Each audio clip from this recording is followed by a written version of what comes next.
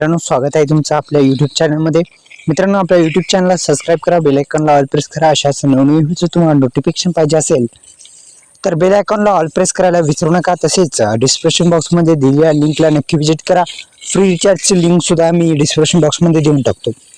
मित्रांनो, PM किसान योजनेच्या हप्त्यासंदर्भात 7 September रोजी मिळणार सविस्तर बातमी जाणून घेऊ। अशा पद्धतीच्या ज्या व्हायरल बातम्या होत आहेत त्या खरंच 7 तारखेलाच शेतकऱ्यांच्या खात्यामध्ये जो हप्ता आहे तो खरंच 7 तारखेला शेतकऱ्यांच्या खात्यामध्ये ही जो हप्ता आहे तो हप्ता मिळणार आहे का? सविस्तर अशी बातमी जाणून घेऊत।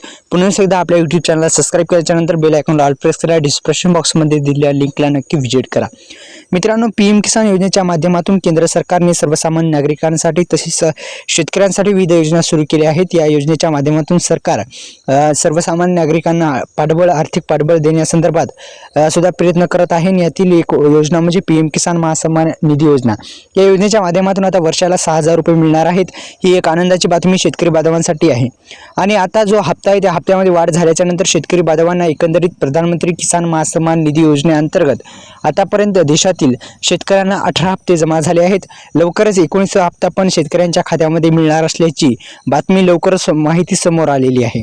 आणि PM किसान महासन्मान निधी योजनेचा 18वा हप्ता 5 ऑक्टोबर 2024 रोजी शेतकऱ्यांच्या खात्यामध्ये राज्यातील सुमारे 91 लाख शेतकरी बांधवांना मिळाला होता। आणि त्या संदर्भात सुद्धा 19 हप्त्याच्या माध्यमातून लवकरच मिळणार असल्याची सुद्धा 19 हप्ता पण जमा होण्याची दाट शक्यता आहे। मित्रांनो, PM किसान योजनेच्या माध्यमातून येणारा 19व्या हप्त्यासंदर्भात EKYC प्रक्रिया महत्त्वपूर्ण आहे। EKYC जर केली नसेल तर EKYC करून घ्या। तसेच आपल्या YouTube चॅनलला सबस्क्राइब करा। डिस्क्रिप्शन बॉक्समध्ये दिलेल्या लिंकला नक्की विजिट करा। धन्यवाद।